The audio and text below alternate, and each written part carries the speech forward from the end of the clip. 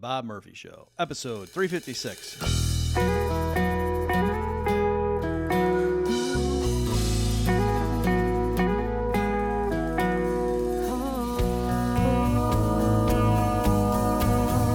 There's a tidal wave coming. What you gonna do? Get ready for another episode of The Bob Murphy Show, the podcast promoting free markets, free minds, and grateful souls. It's your source for commentary and interviews conducted by a Christian and economist. Now here's your host, Bob Murphy.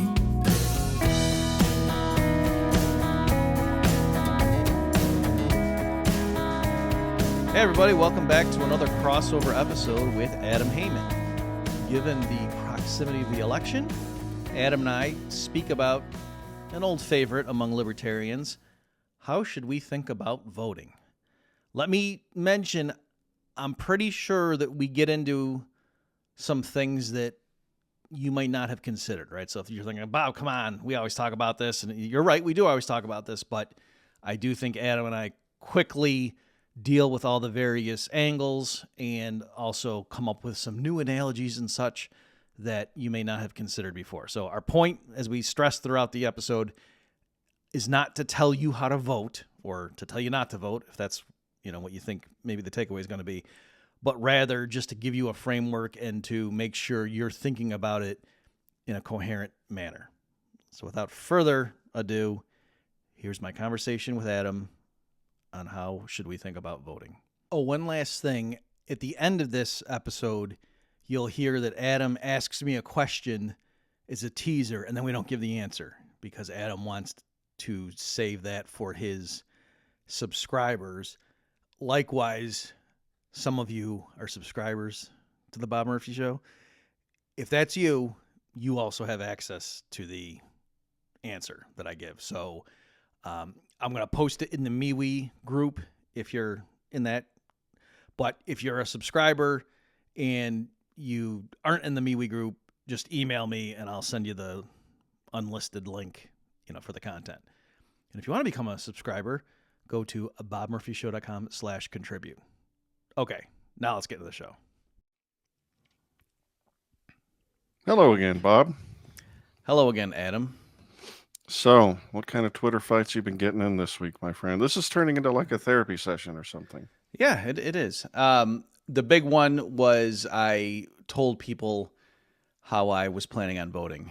And then today I actually went ahead and pulled the trigger and mailed in my, early voting ballot in Massachusetts. I guess, is that not a thing, by the way? Because there are a lot of people that assumed, oh, so you're going to drive and wait in line and waste your time to do, your stupid strategy, Murphy? And I was like, no, I'm going to very quickly mail in my ballot and do my stupid strategy. So it's a thing here and everywhere that I know, although we also do in-person early voting. And so you can just go in. It takes like 5 minutes here. Yeah. Okay. So that's what it is. And I guess we will talk about that since this episode will drop, 6 or 7 days before? Well, no, more like 4 or 5 days before the actual election. Yeah, whatever Thursday is, I can't count. 30th? Yeah. Well, it'd be 5 days, right? Because Thursday's 2 days after Tuesday. I said I can't count, Bob. You don't need to shame me about it. Yeah, I think this time of year, Thursday happens 2 days after Tuesday. Yeah. These are the traditions. Yeah. Okay. So what was your big strategy? What did you announce that got people so interested? Sure. And let me just, folks, so I think Adam and I, for this episode, I'll try to keep this fairly brief on the front end, but do enough to just kind of lay out the framework. And then, Adam will try to play devil's advocate. And the point of this is certainly, I'm not trying to convince any listener, you should go vote this way. That's not what I'm doing. But I guess my biggest thing, Adam, is the people that were outraged or just mocking what I was doing, their strategy was susceptible to literally the same objection. And yet they were walking around strutting as if they were kings. And it was like, no, don't you see? So that's kind of the point of going through this. It's more, I just want people to think about what they're doing and the quality of their justification. It's not so much I care what pops out of their framework. So anyway, what I did this year for the presidential race, I wrote in a candidate and I put in Jesus of Nazareth, and then it wanted his address, and I wrote the right hand of the Father. And then I left most of the other races. I left blank, and then there were some ballot propositions here in Massachusetts. Some of them, it wasn't clear to me that either option would refrain from initiating new violations of rights, and so I left those blank. But some of them were pretty clear cut, like, should we raise the minimum wage on tipped workers or something? And I said no. And then there was one about making Uber drivers and like whatever, they had some broader category that would include them. Should they be able to unionize or something? I said no there. And you might say, well, what, you don't think people should be able to unionize? I do, but I was pretty sure that meant in the context of labor law in the United States, and hence, if at least 51% vote, then that triggers all this other stuff that I definitely don't think, is consistent with property rights of the employer. So anyway, that's that. So let's focus on, I think, with the one that people care most about is me writing in Jesus of Nazareth as president. And so the basic starting point for me on this stuff is my particular vote absolutely, under any reasonable set of circumstances, will not change who the next president of the United States is. Because for that to actually happen, two things need to occur. One, the popular vote in Massachusetts has to be decided by a margin of 1, so that my vote, would be the decisive difference between one person winning and a different person winning. And 2, even that's not enough, right? So even if it were the case that, oh my gosh, Bob, Trump would have won because it was a dead tie, and if only you had not stupidly voted for Jesus instead of voting for Trump, then Trump would have won Massachusetts. So not only is that incredibly unlikely, but even if that were to happen, it would still need to be the case that in the Electoral College, the vote would be close enough such that Massachusetts going one way versus the other would have been decisive. Another big hurdle. So, yes. And so my point is, in general, you're far more likely, if you were going to go vote in person, for example, to die in the car driving to the polls than that your vote actually matters. Okay, so now having said that, a lot of people understandably recoil from that and just say, no, something's screwy with that logic. And so let me just stop right there. So so for all the people yelling at me saying, Bob, don't waste your vote, my point is, I understand what you mean when you say that, but by the same token, anybody I vote for would be wasted as well, right? So they seem to have this idea, and the background to this is most people getting mad at me assume that I agree with them and they would be correct. I'm rooting for Trump to win, right? So I know right now in this race in the United States, the only two plausible winners are going to be Kamala Harris or Donald Trump. That's going to be one of the two. All right, and good. Yes, you're getting ahead. I had some super intelligent questions to flesh out your position, but you're jumping the gun. I'll just go. Yeah, I'll go like 3 more minutes at it, and then I'll stop, and then I'll turn it over to you. So let's say to make sure people aren't waiting 20 minutes with the misconception the whole time, thinking, how could these guys be this dumb? All right, so yes, I get that, but still, so then for people to think, so because of that, people assume, no, Bob, you have to vote for Trump or anything else is a vote for Kamala by default. And again, I want to say, no, not if you actually just take marginal analysis seriously. You wouldn't use that logic anywhere else in your life. Like I wouldn't say, on my fridge, I'm going to arrange the magnets to say Trump because I really think the Supreme Court's important. And I really think that, this is the most important election of our lifetime. That's why I'm doing. You said, you arranging magnets has nothing to do, right? And me going and voting for Trump in Massachusetts has absolutely nothing to do with whether Trump is the next president or not, right? So there's that element that whether I vote for Trump or Jesus or Kamala or Chase or, write in Ron Paul or whatever, that me doing that does nothing on the margin. There's virtually 0% chance that it's going to matter in that sense. So everything is, quote, symbolic and wasting my vote. Okay. So there's that element, but then let me just deal with one possible thing, Adam, and then we can just switch to conversation mode if you don't mind. So the thing I do want to deal with is there is some element there of like, and somebody even brought it up. There were lots of objections people brought, but one person specifically was saying you're being selfish, and And so it had to do with like, well, Bob, what if everybody did that? That kind of a thing. That yeah, we agree. Your personal vote doesn't matter, but there is a sense in which millions of people's votes obviously do matter, and it's going to be what's decisive. And so, aren't you kind of being selfish or, not taking one for the team, or not violating the Kantian principle of why don't you do the thing that you hope everyone else? And so, there, I want to say, right, I get it, but it's not that I think Donald Trump is the best person to be president, right? It's not that my preferred outcome of all possible outcomes is Donald Trump winning. It's just given if you're saying, no, the only two possible outcomes are Trump or Kamala Harris, then I want Trump. And so, for example, when you say, what if everyone did that? Right. To me, it would be amazing if 250 million voters wrote in Jesus of Nazareth. And then, the people, the ballot workers were like, what the heck do we do? And so it wouldn't be that, Kamala would win. No, if everybody did what I did, no one's voting for Kamala Harris. Everyone's writing in Jesus, right? So I'm saying people aren't being consistent. They're kind of flipping back and forth. And it seems like really what they have in mind is something like, what I'm going to do, is like, well, what if every libertarian who likes Trump more than Kamala did what you did? But you know what I mean? That it's this weird thing where they keep flipping back and forth between like a purely principled thing of, everyone doing it or your individual vote. And I'm saying, no, just if you spell out exactly what you mean, you'll realize you have a very almost arbitrary set of assumptions about like the class of people of which I'm a part, and that I'm being principled within that small class, but not the others. Because again, if you're tempted to say, come on, Bob, if everyone did like you did, then you're just giving it over to Kamala. Well, no, because you're just assuming, therefore, that the people voting for Kamala Harris aren't doing what I'm doing. And so again, it's this weird thing where it's like a combination of principled views and pragmatism.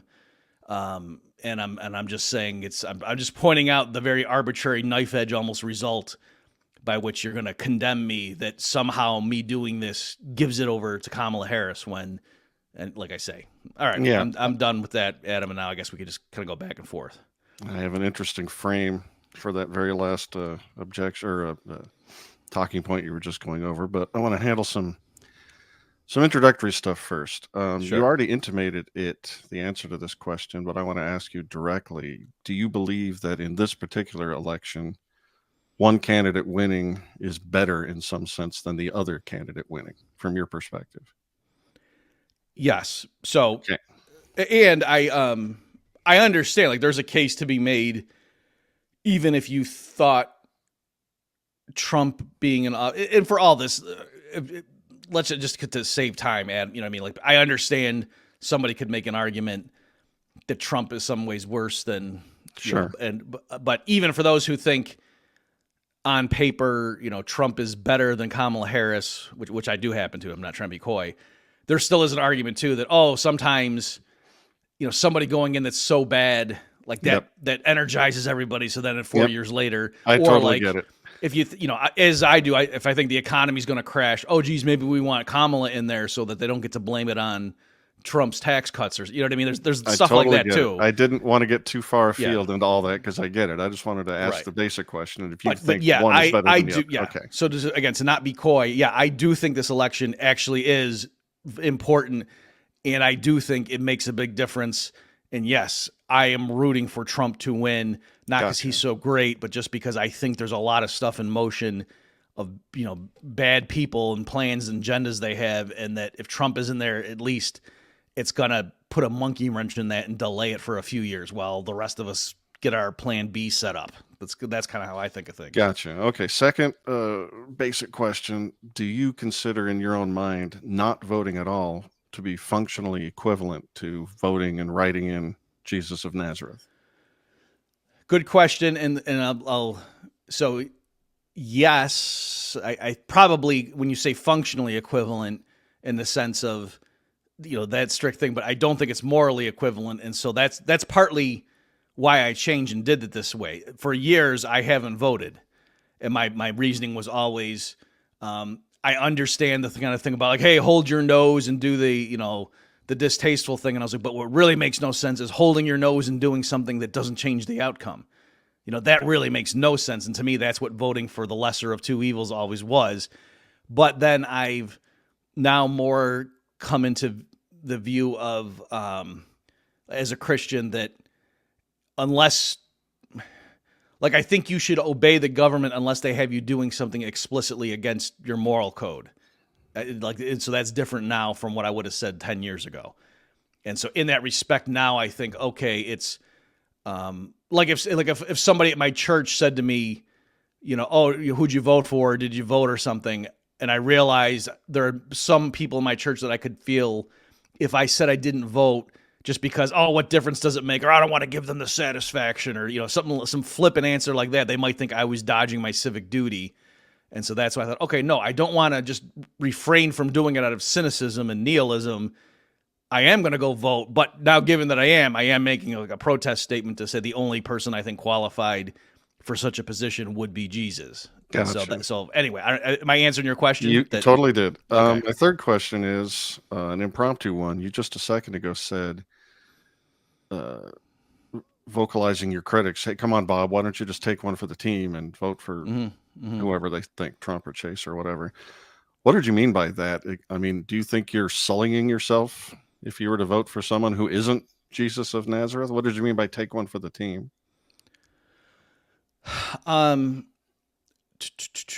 So I think the sentiment behind people saying something like that is something like the following, that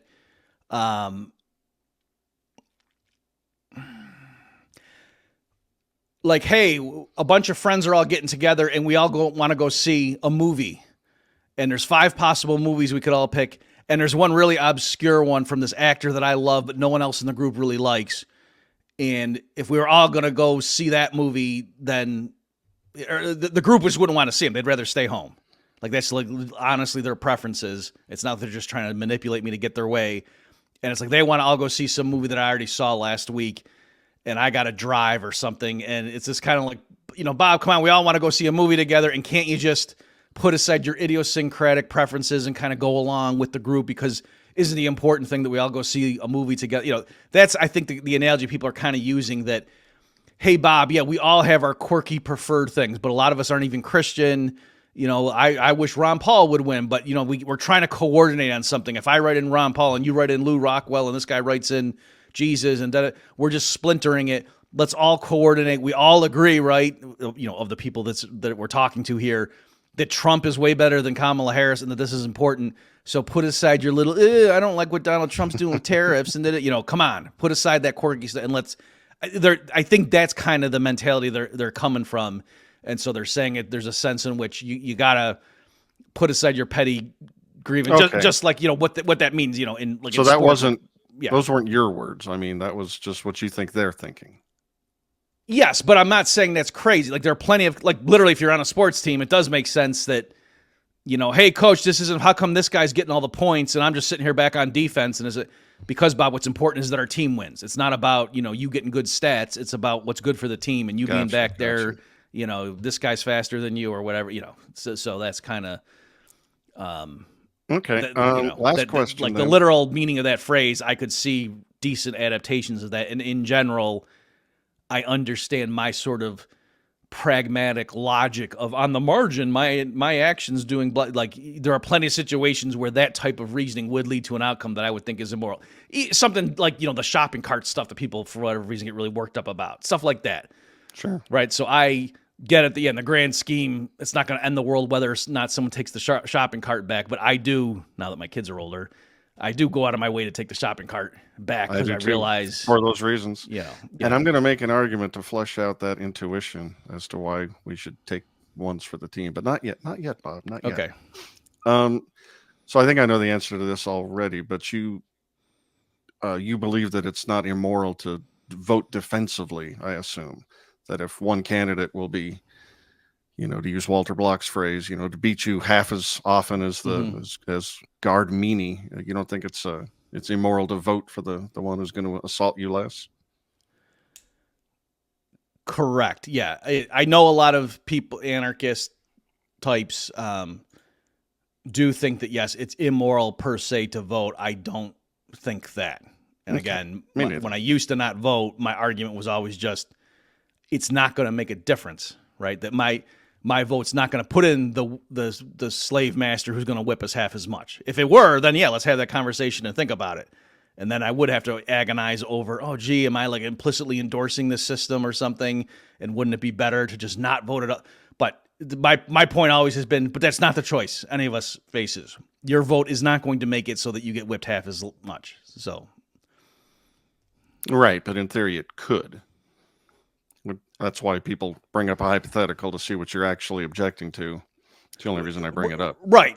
So yes, if we really were on a plantation and for some weird reason they let us vote on who the foreman was, and one of them was going to whip us a lot and the other one was still going to whip us once in a while, but not as much, and the vote was a dead tie and they looked at me and said, you get to decide, I don't think it would be obviously immoral for me to say, well, I guess the guy who's going to beat us less, right? I don't think that would be right. I'm just saying us voting right now is not like that. Sure. I'm not trying to make that case. Yeah, right. And the way I usually thread that needle is to go ahead and make the vote for whichever thing I think is going to improve conditions in the real world, while never shutting up about how I think this is an illegitimate system to begin with, and we should start talking about how to change it. Right. So can I just riff on what you just said right there, though? Yeah. So I agree with what you just said, but my point is, I think a lot of people hearing that will be like, yeah, exactly. So that's why I'm voting for Trump. And I'm saying, no.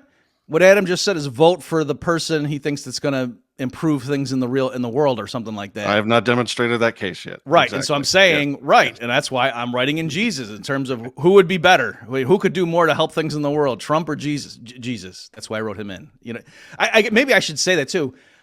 I'm not, quote, wasting my vote. Like, I didn't write in Donald Duck or Mickey Mouse, which some people who, quote, waste their vote or do a protest write in just to be, wise guys or something. That's why I did write in Jesus, that I was, part of what I'm trying to convey. Let me, I guess one thing I forgot to mention too, I don't want to forget it, Adam, is I am actually thinking this will make a difference in the sense that some ballot worker in Massachusetts is going to see me have written that. And maybe that's a person who was raised as a believer and then, fell out of it and they haven't gone to church in 10 years. Maybe that thing seeing me will be the spark that will make them like, huh. And then, they'll be thinking about it all day and maybe then they'll start reading their Bible again. So I actually am. So again, there's a reason I wrote what I did and not just some other goofy thing like, Jim Kirk or something. You anticipated where I was going to go next, which is that you're signaling something. I'm going to talk about signaling sure in a second, but I don't think nobody reads the write-ins. If you haven't actually filled out the bubble for a thing, those votes aren't even looked at by a human being. They're just kept tossed in the corner, and they're only ever looked at in case that number that's thrown in the corner would actually split the difference between first and second. They're not even looked at. So literally the only person who knows you wrote Jesus is you and the man himself. As much as it's a cool movie moment, cinematographic moment to see the poll worker see what you've written and have an epiphany. So that's interesting. I didn't know that for sure, but partly why I just brought that up is because one of the, I think it was a woman berating me, was saying, all you're doing is wasting the time of our ballot workers. And she was saying, right. And I was like astonished. And I said, of all the possible objections, that is so low on my, but then I even, I don't know if I said it to her or I'm just, thinking about it more, but no, right. That's like what I do. I mentioned this recently, Adam.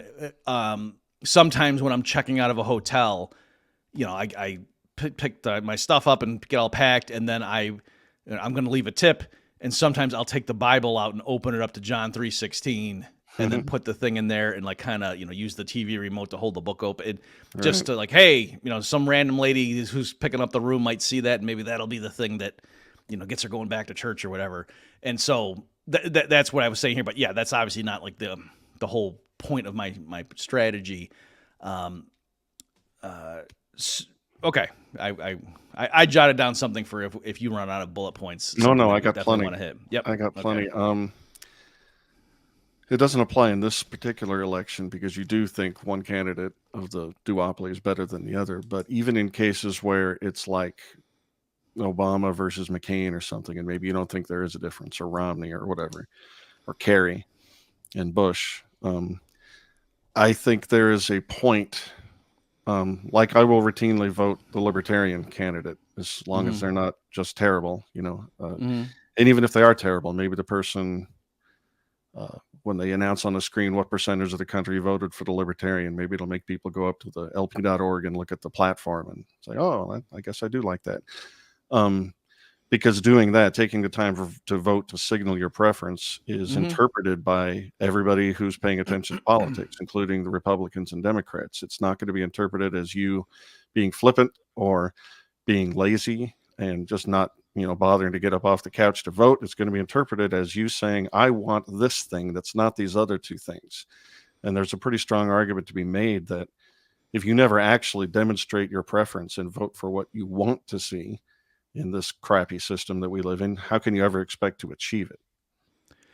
Right. And so when I was much younger, like in my early 20s, I think that's what I did. I think there was a period where all I did was vote third party, either like the Libertarian or in I think at some periods in my life, like it was only like the Constitutionalist Party or something was the only option I had that wasn't an RRD, something like that.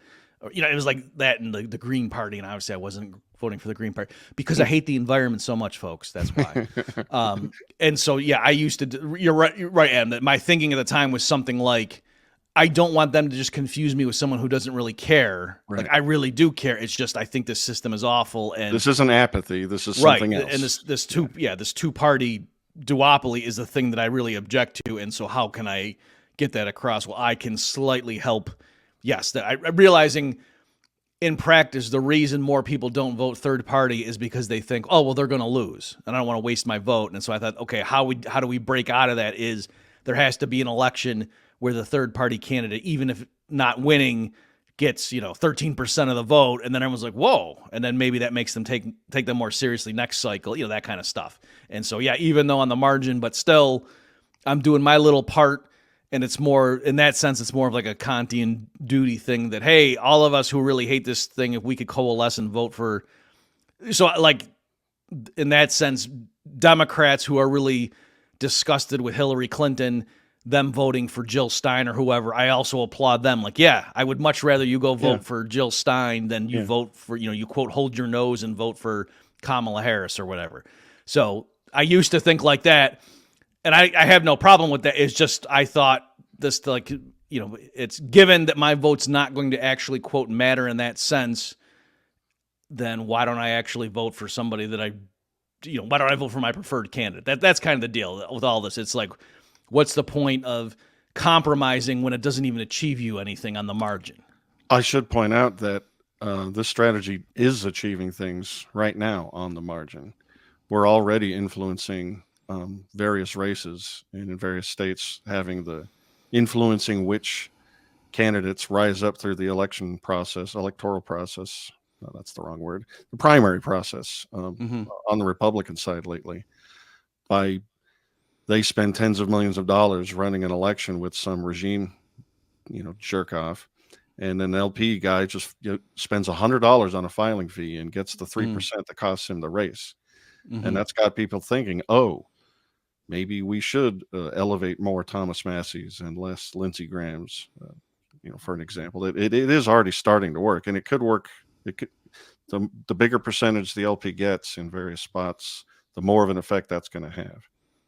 I mean, that is why RFK Jr. and Trump and Vivek Ramaswamy showed up to the LP convention in May. Right, exactly. Because that's how they perceive the situation, and they want to do something to try and benefit. Yep. And I have no problem with that. And again, even there, though, it's like what you just said, like you were kind of taking my words and saying, when I said on the margin doing something, and you said it is having an effect on the margin. And I would say the reason Massey and those guys showing up, it's not because of what I did, right? I haven't been voting Libertarian Party. So again, it's always, there's this, I'm not like criticizing. I'm just saying, I'm just encouraging people to really think through. It's really people had this kind of implicit idea of, yeah, Bob, we know your vote doesn't matter. And we also know that you don't have the power to control how the whole country votes.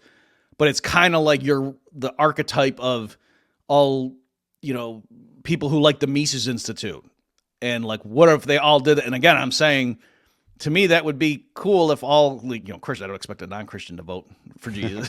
But again, it's not wasted. To me, if whatever 100,000 people did write in Jesus, I think that would actually have some tangible results and in terms of getting people, that's interesting. You know what I mean? So that's, again, I'm just keep hitting that point, but I encourage people because it's so easy to slip into, look at all these effects and it's like, right. And that all is happening, even though I haven't been voting for the LP in 10 years. So look at that. They were achieving all this stuff and I wasn't stopping them because on the margin, my particular vote is pretty inconsequential.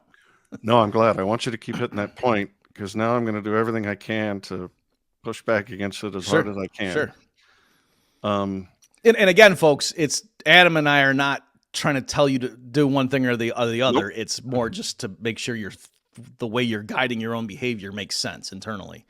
Yes, absolutely. I endorse that thesis.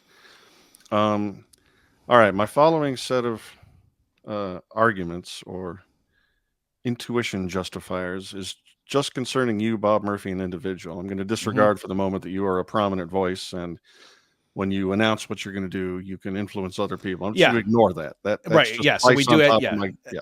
And I think you argument. do want to come back to that because I'm sure some people are screaming at us about that. Yeah. I'll address it a little bit, but again, I think that's just seasoning for the point I'm about to make. Yes, but I jotted down for people at home, like worrying about, but you talking about it, Bob, you're going to change, so we will circle back and hit that, but go ahead, Adam. Okay. This will take just a minute. Okay. The my vote won't count marginal analysis is true, and my but is lengthy. Just ask my wife. Us libertarians, us individualists, us anarchists, we do not think about collective action very well. We're not good at it. It's not natural. I'll give you a couple examples. The first is violent. Let's say in some weird hypothetical that there's 10 MS-13 gang members descending upon my cul-de-sac and they're going to do 5 home invasions and do horrible things to the women and the children. And there are 15 able-bodied men available to fend them off if we can only coordinate our actions and, go get them. And that maybe if any single person of us able-bodied men decided not to do it, then there'd be enough to repel MS-13. But that intuition doesn't scale. If all of us take that tack, then our families are going to get slaughtered. And it's because we all correctly analyzed that on the margin, our impact doesn't really matter. And since you're a pacifist, let me also give a less violent example. In this country, we used to do a lot of barn raising. In fact, the Amish still do it all the time. And again, the marginal analysis that my helping raise the barn doesn't really matter does not scale. If everybody that could help push the pole or pull the rope to raise the wall of the barn decided to just sit at home and not do that, well, then the barn doesn't get raised. And that's what I mean when I say us individualists, we ought to seriously rethink the way we think about contributing to a collective action. And let me just add one other point before you rebut. A lot of times people say that your vote doesn't matter if you live in a massively blue or massively red state, if you're voting for the opposite tribe because of the Electoral College. And people were saying that on your Twitter threads and back and forths. And I don't think that's true, especially in a political situation where the Democrats are making arguments that we should demolish the Electoral College because, look, the person who wins the popular vote doesn't win the Electoral College. And so I think it's very useful for everybody who supports a certain candidate, not saying that you do, but you should, if you're a Republican in California, vote, even though your vote doesn't count for the Electoral College, but your vote does count for the popular vote. And that does have an impact on the national discussion. A pretty big one, since half the country wants to eliminate the thing that makes the Electoral College work. Okay. Are you I am done? Okay. Yeah. And I'm not saying that like, are you done? Yeah. Finally. Okay. So again, even though it might have sounded to people like you were making two separate points there, they had to go together because in isolation, that last point you make, I would just say, no, You just said your vote does matter, it matters a lot in terms of the national. And I was like, no, it doesn't. If I'm in California and I'm a Republican, or if I'm in Massachusetts and I'm a Republican and I don't vote, so Trump's popular vote is whatever, 86,242,347 versus 346. Like, no, that does not change the national conversation at all. Right. And so it's intimately tied to your first point there, where it's kind of like, yes, on the mark, but it's the kind of thing where if you're just assuming everyone else is doing the thing that I hope happens, if I don't chip in. So, there's a flood, and man, it really should be that a bunch of us go help our neighbors out who just got flooded. Right. And I want to live in a world where in my neighborhood, our neighbors help each other when there's a flood. But you know what? I'm really, my leg is sore right now. I'm not going to go do it, but I'm sure enough other people, but if everyone's making excuses, then it doesn't happen, and that's bad.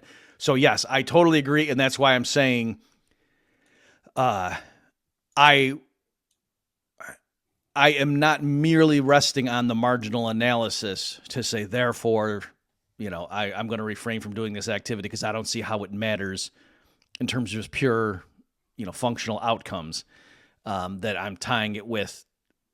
Usually when it comes to voting, most people frame it as, yes, he's not perfect, but you got to hold your nose and do the lesser of two evils. And that's what I'm saying is, no, if my vote doesn't really matter, like, why am I doing something that makes me queasy, that I think is actually unprincipled in some sense, and it actually doesn't do anything? Right. You know what I mean? So it'd be like, okay. So you get that. Well, no, I totally agree. That's why I asked you Right. earlier about the, right.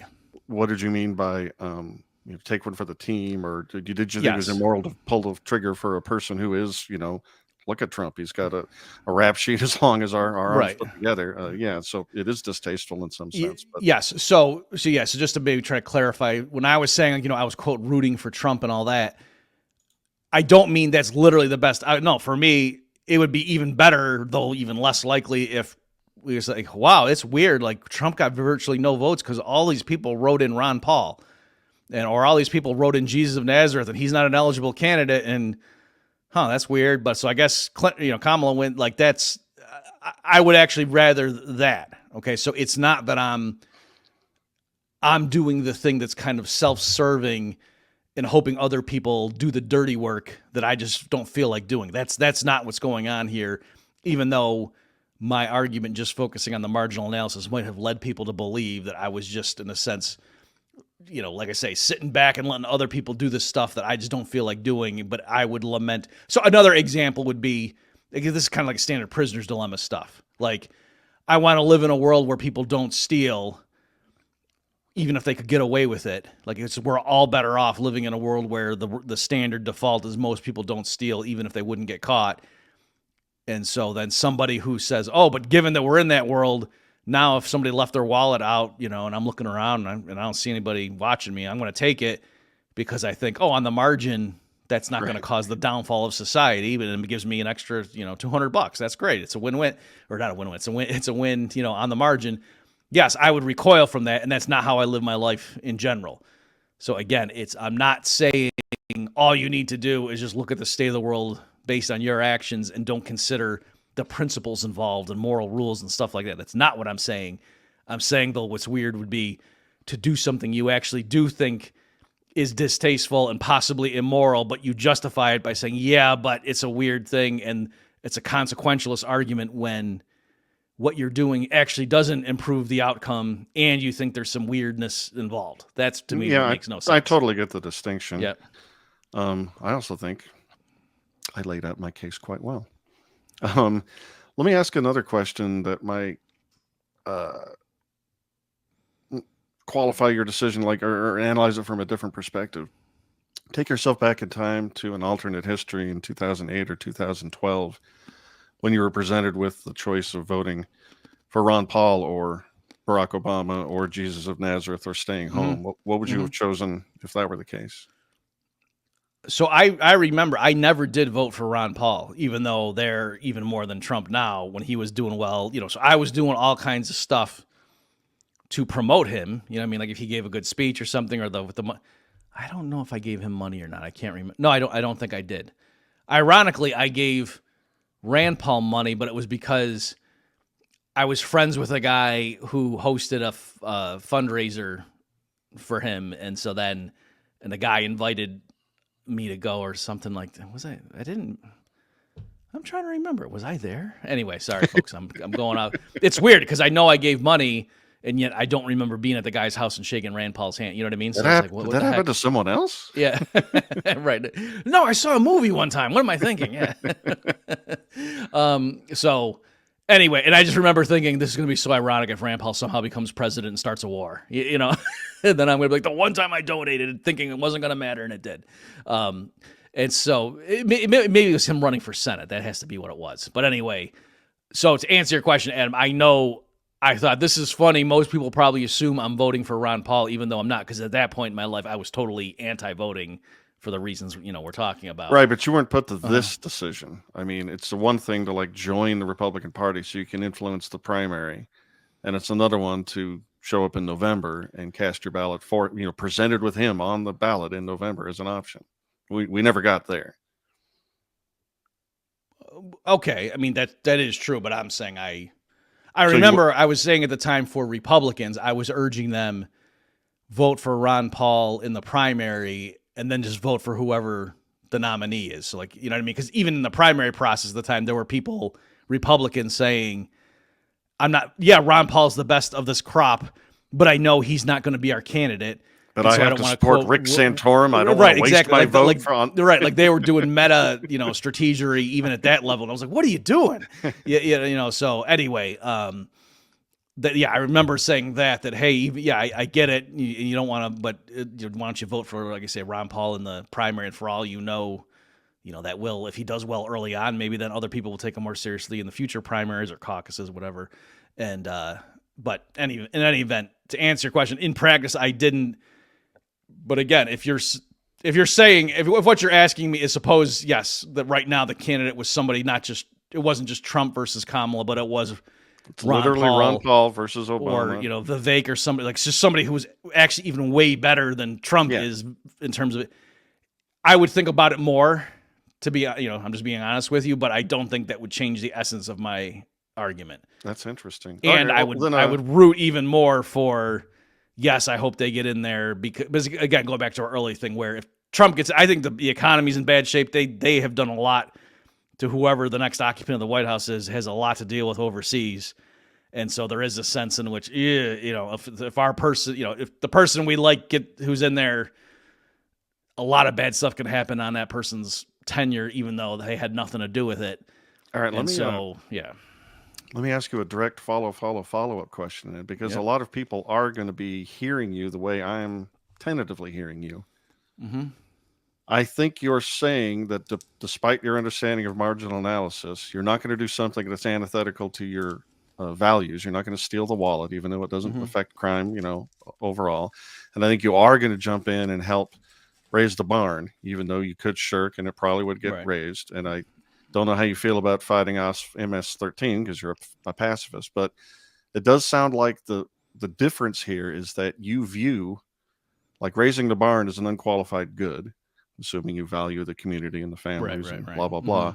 However, voting for Donald Trump or even Ron Paul is somehow a bad that you don't want to sully yourself with. Will you stand by that analysis that I just recapitulated? You're close. You're warm. When you're playing Marco Polo or something. I'm trying to think of a way to make the analogy. So yes, we're trying to raise the barn, but my neighbors are actually doing it poorly. Like it's like, oh, there's a much better way to raise the barn than what you guys are doing, and I'm going to go start doing this. And if more people did it my way, the barn would get built faster. I get it, like a levitated, like that, even, and like I'm using the tools better or something, and they're doing. Or you'd use 5% of the resources if everyone would just do it your way. Yeah. But it's hard because it's like to really make the analogy work. It's got to be a kind of thing where me helping with the way they're doing it really doesn't help much at all. Right, and it's more like I'm almost doing it to say, everyone just look at what I'm doing over here, but what I'm doing also doesn't help at all. I guess, like if it was like it would be something like this, Adam. So yes, we need at least 1,000 or not. We need 50 guys to show up to get the thing built. And actually, I get there, and it turned out there were 65 that showed up. So it's like, oh, we have more than what we need to build the thing.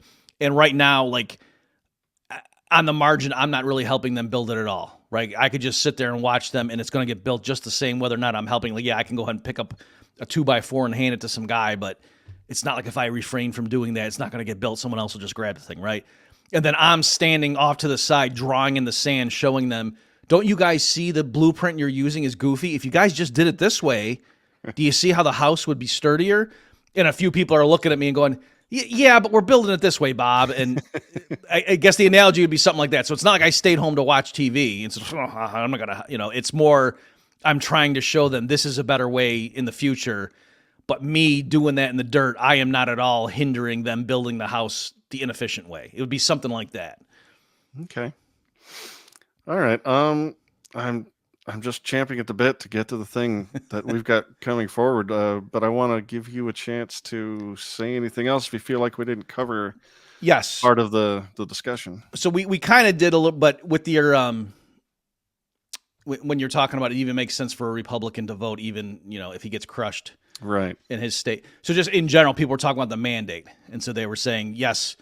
Even if you think, let's say, Bob, that you think of the two, Trump is by far the preferable candidate, still you voting for him, even though it doesn't matter in terms of him winning, the Electoral College, just it does help with his mandate.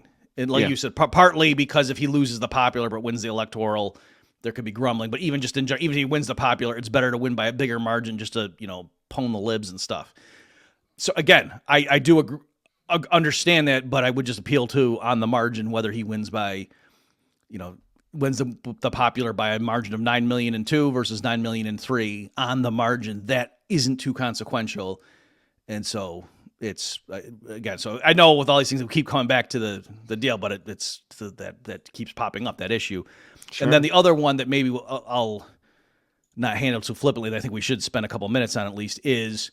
And I'm not being coy. I really did struggle with this part and even looking now and realizing, Adam, that this discussion between you and me is going to drop before the election. I am concerned with what if people hearing me talk like this causes on the margin, 8,000 people who are borderline that, can't stand Trump in the grand scheme, but just think he's so much better than Kamala Harris. And they were really hoping that, the Mises Caucus candidate was going to get in and, Chase, geez, whatever.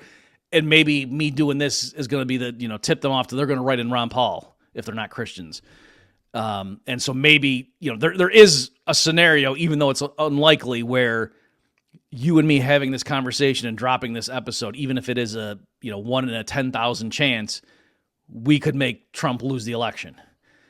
And so, this kind of a thing like, okay, Bob, go ahead and write in Jesus, but don't talk about it. So I could see that. And there, I'm just going to say my view is, no, I'm not going to, I talk about stuff and just in terms of transparency. And to me, just getting people to think properly is more important than agonizing over a very unlikely scenario. Like, I don't think in practice I really am going to change the outcome of the election even by talking about it. Well, it's a good point. I have two things to say in response. The first is that if you thought that maybe your actions and you're talking about it could peel off 8,000 for sake of argument and make them write in Ron Paul, don't worry, I'm here. I've at least dissuaded people, half of those people, to not do that. And my second point, big butt. Yeah, exactly. But my second point is deeper, and I'm not smart enough to get all the way into it. But I do believe that if what you're doing is right, talking about it should be right. I don't want to get all logo-y and Jordan Peterson-y, but I do believe that when we speak truth out into the world, it is going to have a good effect. And if that's not the case, well, then we're probably doing something wrong. Yep. Yeah. So, and that, yes. So we're on the same page there. But again, if I had a bigger platform and you know what I mean, that I hear you. Maybe I would think, and I really did think at first. I didn't. I forget what pushed me over the edge. I don't know. I think it's people were annoying me on Twitter or something. That's usually it. Yeah. So anyway, I'm just saying I'm acknowledging that, but again, just think in practice, I don't think it's that big of a deal. And like you say, to me, given my role and things, it's to like, hey, let's think this through, folks. Like, I don't care what you do, just be rational about it, or be more rational than you are right now, that kind of thing. Also, maybe we could just spend a moment on Adam. I do think libertarian types spend too much relative time on politics. And so part of why I do occasionally tweak is that I do think libertarians and those who just really resent what's going on in Washington need to possibly pull back a little bit and say, yes, this idea of all these different strategies to elect better people, maybe other things are, but like secession, for example, maybe we should instead of us agonizing and doing all this, if more people focused on getting the public okay if Texas and Florida broke away and like not bombing them, wouldn't that over the next 20 years achieve a lot more tangible results than just, hey, if we get ballot access here and we do this and this, and yes, I know you don't like Chase, but we got to maintain that anyway, because there's a lot of money in labor hours that libertarian types are pouring into that stuff. And I'm not saying it's wrong, but that's arguably that's a strategic misuse of those scarce resources. Yeah, I agree on multiple fronts. I mean, I think starting a family is probably more effective, or building institutions that we hope to one day grow powerful enough that they can supplant the state if it starts to wither away, as empires frequently do. So yeah, I totally agree. Yeah. Let's start to wrap on the this margin up. Though. She's got to be ovulating, and if you think about, I don't even have to be there, honey. I mean, if you think about it marginally. Ladies and gentlemen, if you are listening to this on Haman Nature, then I implore you to go to bobmurphyshow.com to check out Bob's amazing podcast. Where else should we send the fine folks, Bob? You mean as far as me? You. Yeah. Okay. Well, I didn't know if you were really giving me a chance to send them to you, and I was like, no, you tell them where. I'll do that in a second. Yeah. So I think I've been lighting it up on Twitter lately, folks. If you haven't been seeing it, so go to Bob Murphy Econ on Twitter. I think you'll find it's fairly entertaining if you're into that stuff. You're not that wrong. And yeah, my day job company Infinio.ai is where we're doing a lot of cool stuff in the financial sector in terms of well, what are you doing to bring us liberty in our lifetimes? That's what I'm spending my hours on. Like, yes, it pays the bills, but also that's partly what I'm doing, that I'm not just sitting around, throwing spitballs at the people who are actually trying to do something. I totally agree. That's a wonderful company. And I think people should also check out the Human Action podcast that Bob is on Mises.org.